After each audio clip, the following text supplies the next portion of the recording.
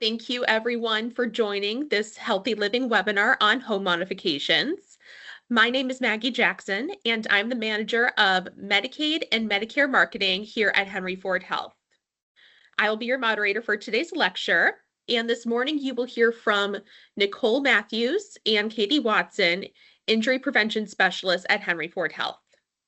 The Henry Ford Health Injury Prevention Team offers a variety of resources and classes to help our patients stay safe within our facilities and in their daily lives. Home modifications play a crucial role in preventing falls, particularly for older adults or individuals with mobility challenges. In the next hour, Nicole and Katie will discuss key changes someone can make to their home to prevent falls and injuries. These include installing grab bars in the bathrooms, using non-slip mats in wet areas, and ensuring adequate lighting throughout the home, especially in hallways and staircases. These simple yet effective adjustments can greatly improve stability, independence, and overall quality of life at home. This is the third and final part of the injury prevention series through Healthy Living. The other two injury prevention webinars can be viewed on henryford.com/healthyliving. The link is also in the chat. Following the presentation, we'll have a question and answer session. So if you have a question during or after the presentation, please type your question into the chat box and do not share any personal medical information. Also, to ensure a smoother experience for all, please turn off your cameras and note that your microphone has been muted. This lecture has been recorded and will be available to listen to again on the Healthy Living Lectures Series webpage at henryford.com/healthylivinglectures. Now, I am happy to introduce Nicole and Katie. Hello, thank you for being with us today. I am going to start our presentation here on fall prevention and home modification. My name is Nicole, and I'm an injury prevention specialist at Henry Ford West Bloomfield Hospital. And we're going to talk a little bit about fall facts. So primarily, the importance of fall prevention is going to be centered around how many people already fall. And we know that there can be some minor adjustments we make in our life to lower that risk and to increase our safety. Because over 3 million older adults fall. We see this every year. It is a primary injury and one of the first reasons why people come to the emergency department. So we also know that once someone has a fall, they're more likely to have more future falls. So let's try to work to prevent our first fall.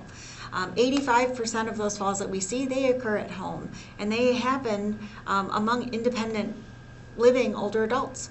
So again, a lot of small tips and tricks that we'll provide today are going to help to increase our safety, and they'll help to keep us safe by preventing those falls. We also know that our hip fractures, this is a giant injury, that are related to the falls. 95% of the hip fractures that we see are from sideways falls. So in our homes, again, once you have a fall, you're doubling the chance of a future fall. So we want to prevent the first one. But then again, if there's a repeated amount of falling, there are so many ways that we can address the prevention. Normal activities at home. This is something that just people will fall, and unfortunately, it's happening with basic hazards in our home. They're easy to overlook, so we're going to focus on those today. And we also want to start by talking about your medications, because we have in our first two series of this fall prevention series for Healthy Living a lot of information about your medication safety. Having our medical needs like our eye tests up to date, making sure we can see and that we know the side effects of our medications, right? That alone can prevent a lot of our falls. We also have our second series is solely focused on exercise, because we want to eliminate and lower our sense of like that frailty or the immobility, and increase our vitality and increase our activity, so that if we do fall, we have a less chance of getting injured from a fall. And then again, always talk to your providers as well, because including your doctor, including your physical therapist in your plan for safety will be very helpful. Thanks, Nicole. Hi, I'm Katie, and Nicole and I today are going to take you through home modifications, and we're really going to look at your home room by room.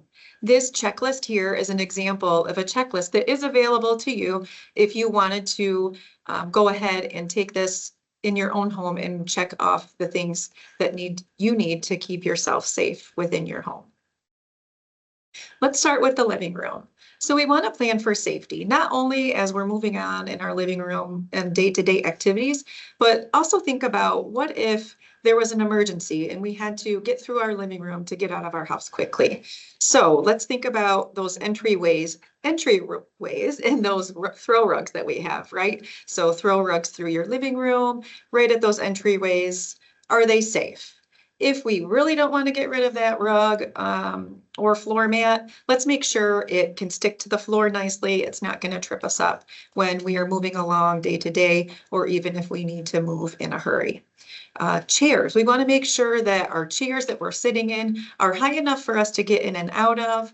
If they're not, make sure that they have armrests. And then also the casters on chairs. Some of us have chairs maybe that we really love that have casters. Those can really be a hazard and a fall risk for you in your home.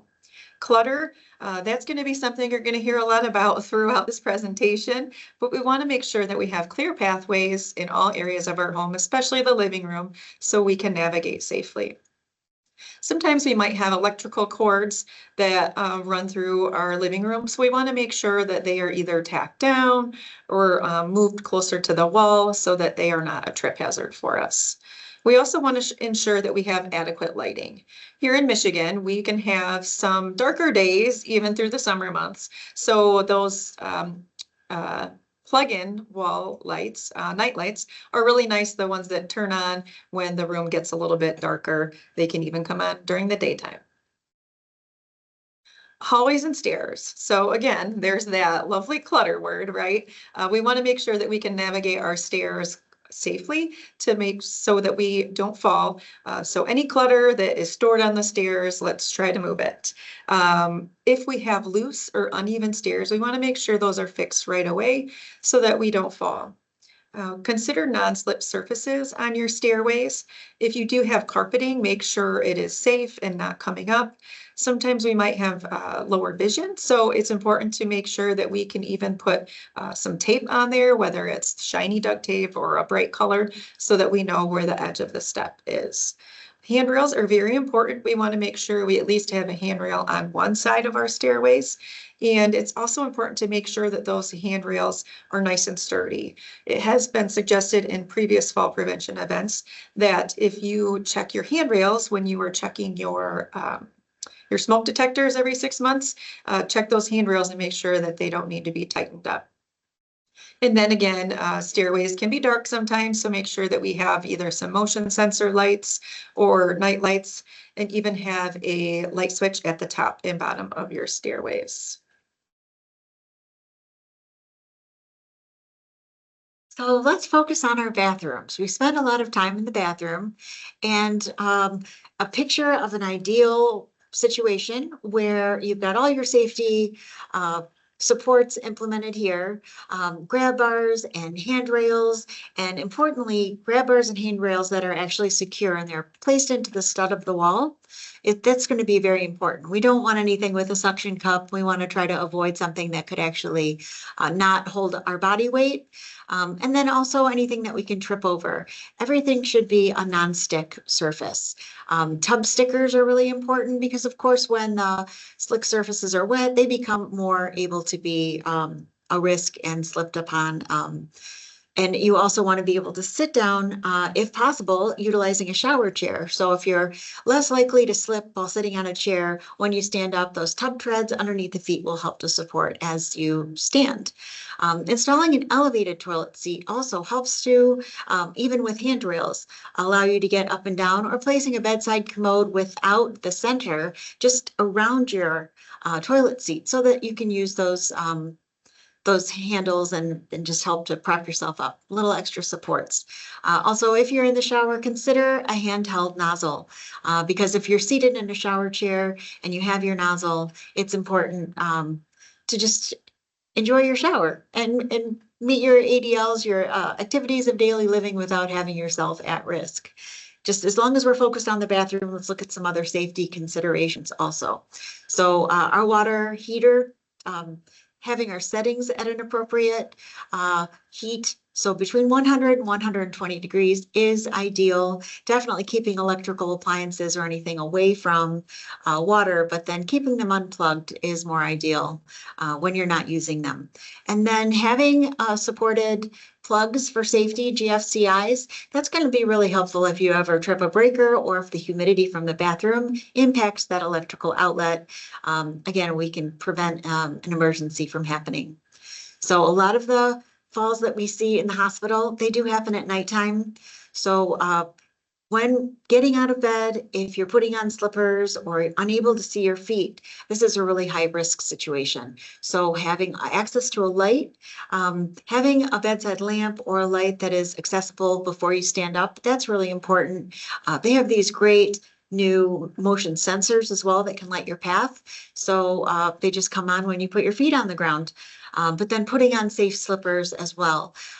It's really important to dangle for a little bit before you stand as well. And then pause. Once we stand up, our blood takes a moment to shift. So to avoid any kind of dizziness or orthostatic hypertension, just standing for a moment before heading into the bathroom, making sure everything balances out, using any supportive devices like a walker or cane if they're needed, but again, making sure you can see that pathway. Those are really very important. Some other safety planning features to note. We want to ensure not only at nighttime, but during the day throughout our home that we always have proper footwear on. We want to make sure that we have low heels, nice soles so that they don't trip us up and don't slip too much. And of course, stocking feet are pretty much a never when navigating our homes as we age. We want to keep our beds at an easy transfer height. So just as much as we want to be able to get up from our chairs in our living room and kitchen and up from the toilet, we want to make sure that as we're getting in and out of bed, it's not too difficult for us. Sometimes if our bed is too low, maybe we need to look at getting a different type of mattress. And they do also make durable medical equipment that can be purchased and or loans from different areas to help you get in and out of bed easier. You want to make sure that you have an emergency plan and you want to practice that escape plan during the day and the night because we never know when an emergency might occur.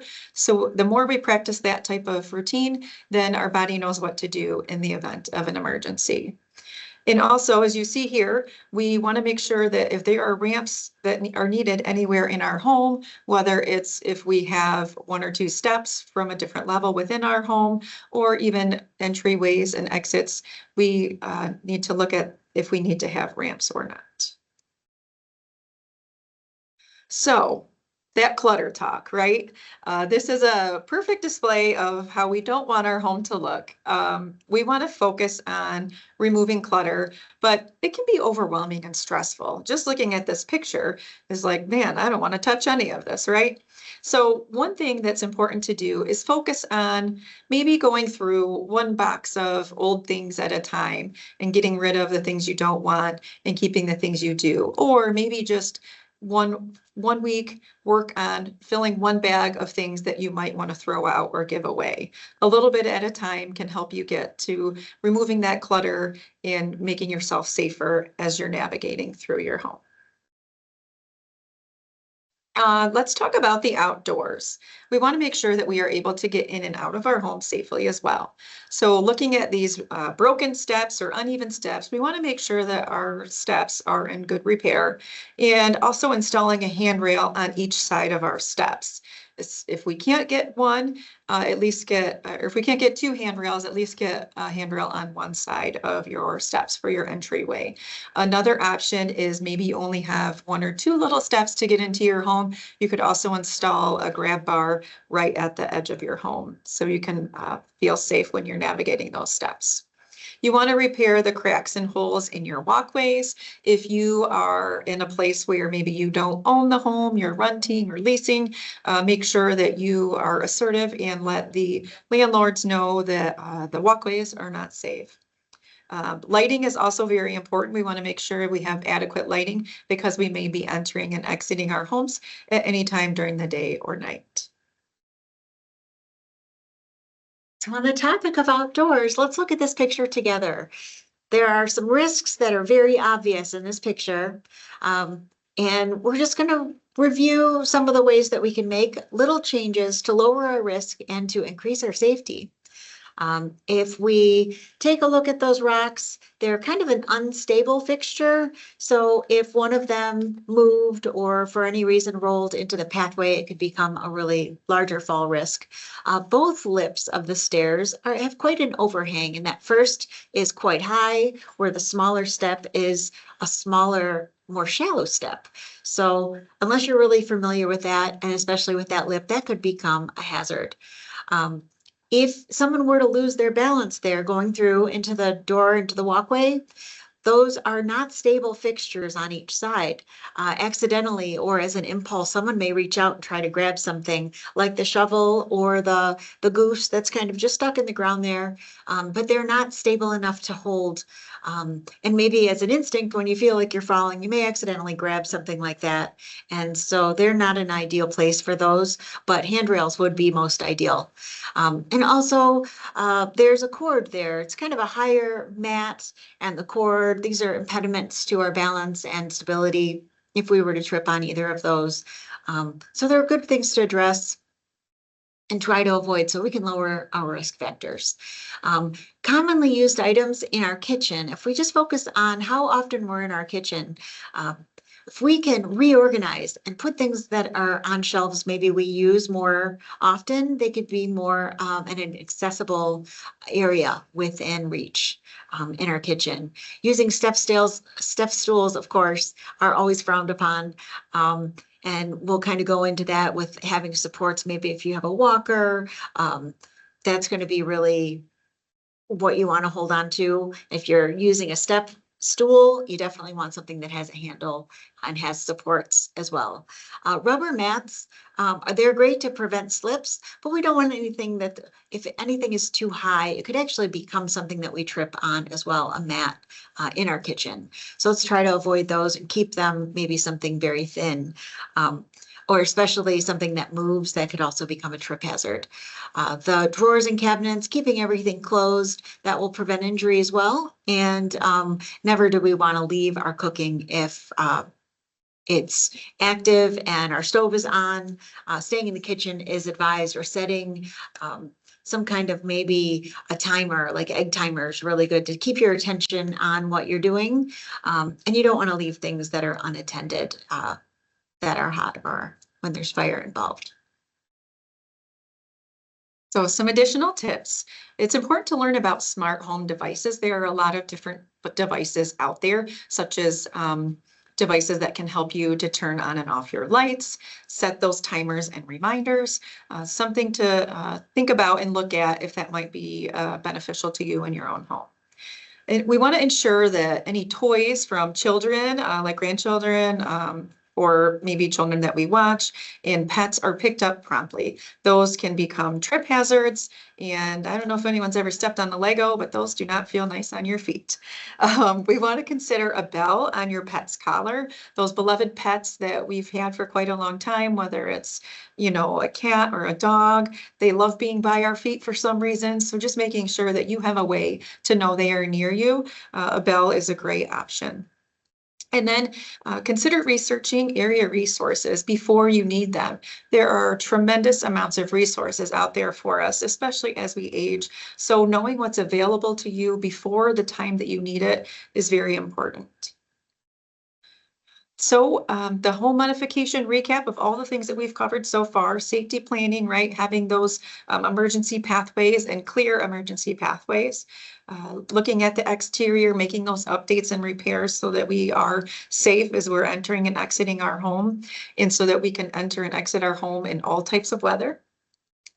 Looking at those handles, the grab bars, handrails, and lighting in our homes, making sure that everything's in working condition, noticing right away, right? If light bulbs are out, let's get those changed. If we can't do it, you know, ask a friend or neighbor or family loved one.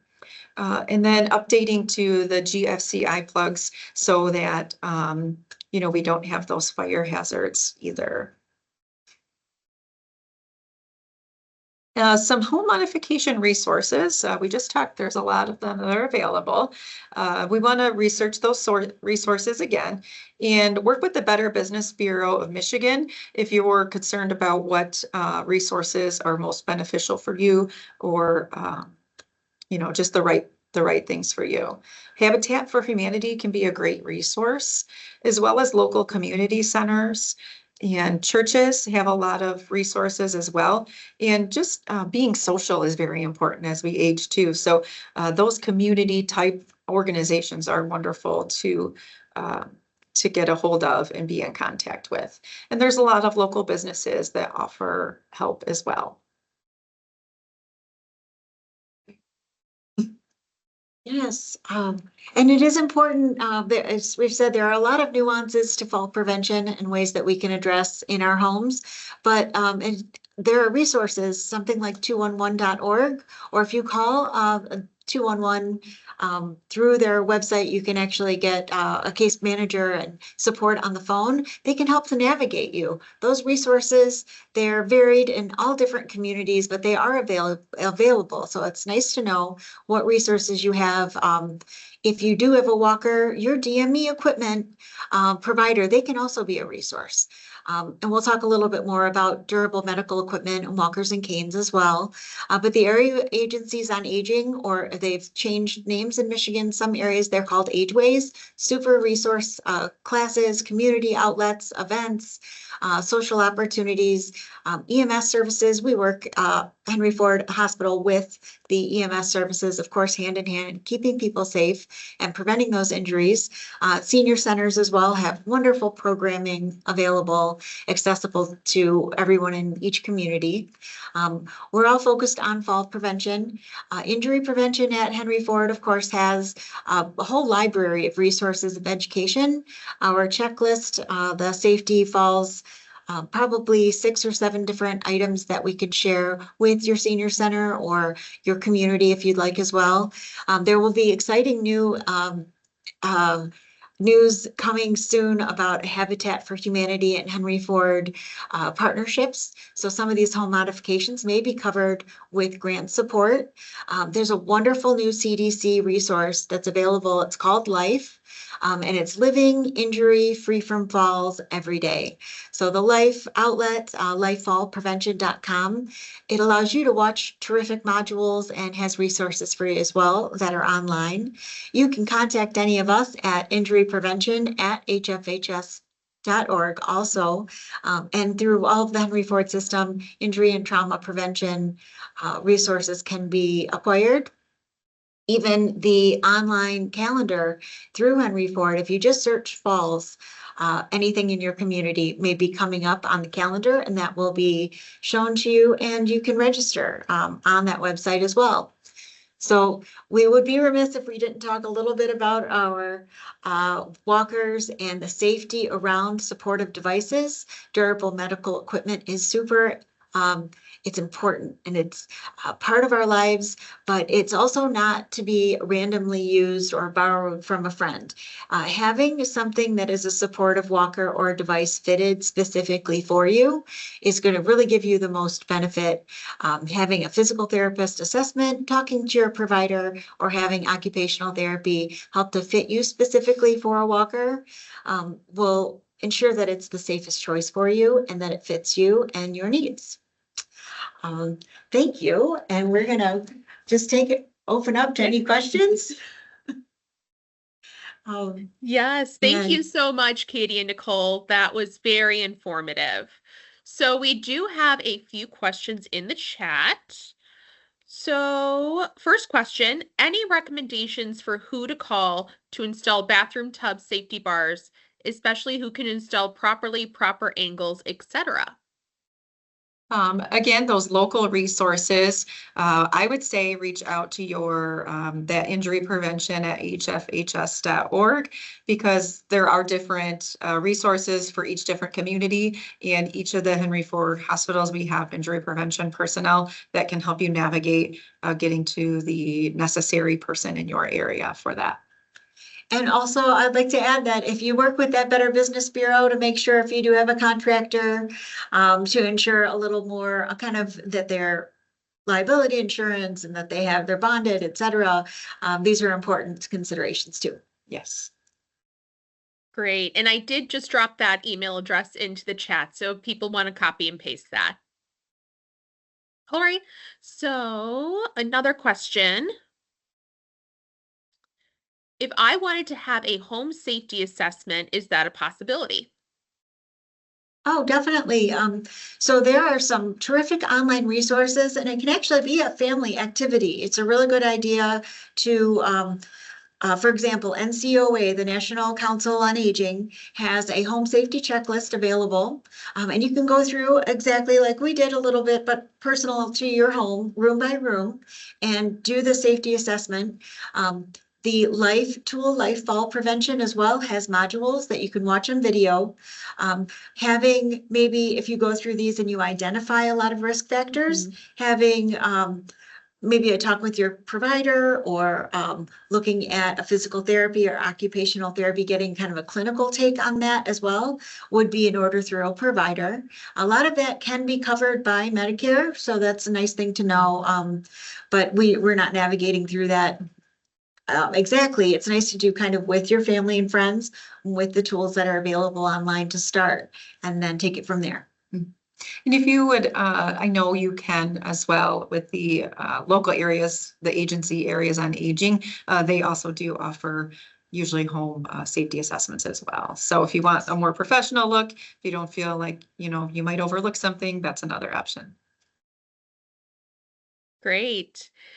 How do I know if I should use a cane or a walker? And what should I do if someone I love needs a cane or walker? That's a great question. If you feel that you're needing something like that, maybe it's a balance issue, maybe it's a strength issue, definitely let your primary care provider know and request a physical therapy assessment. Physical therapists are trained to watch you walk and help you with navigating and making changes to your gait, as well as helping you assess the right size of walker or cane, whatever the device may be. And they are the best to make those recommendations. And once that is decided, usually your primary care provider can write a prescription for the appropriate device. Okay, great. I'm just going through. So one question, I don't feel safe using a step stool, but I have some dishes that are in a high cupboard in my kitchen. So sometimes I need to use the step stool. What can I do? Yes, that is a great question because as Nicole said earlier in the presentation, we want to avoid step stools as much as possible. So if you must use a step stool, ensure that it is one that only has about a couple steps and that it does have a nice handrail there for you to hold on to, and you are squaring it up to whatever you are reaching to, not overreaching. The best way to avoid that is ask someone else to get the items that you need if you have other loved ones living with you in the home. And then also, like Nicole mentioned earlier, look at your kitchens especially, or even your closets. And if there's things that you frequently need, have someone help you rearrange those areas, those cupboards or closets, so that all the things that you need are within your reach and you're not having to get on a step stool or ladder or anything like that. Great, great. Just taking one last look at the chat. Yes, are there any programs that offer free rails for front porches? Oh, so I can't say definitively right now, but I know that there are some grant funding, some partnerships happening presently with Habitat for Humanity. And if you're working with Henry Ford or there's some criteria that has to be met, you can reach out through the injury prevention email at hfhs.org.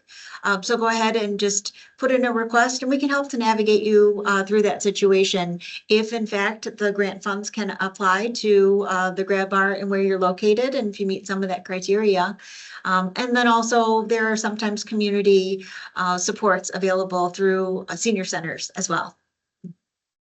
Great, great. And I did just respond to another chat asking for those resources and the email address. So I did just put that in there. So let me see.